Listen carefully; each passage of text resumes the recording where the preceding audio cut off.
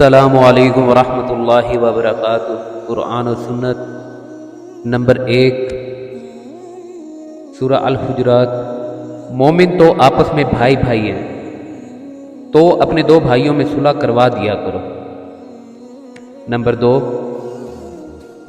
ابن ماجہ، مہمان کا دروازے پر استقبال کرنا اور اسی طرح رخصت کرنا میری سنت ہے۔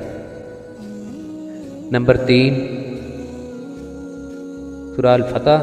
محمد صلی اللہ علیہ وآلہ وسلم اللہ کے پیغمبر ہیں اور ان کے ساتھی، وہ کافروں کے حق میں تو سخت ہیں اور آپس میں رحم دل۔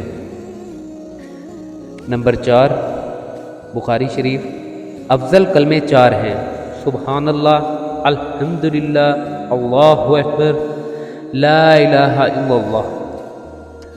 نمبر 5،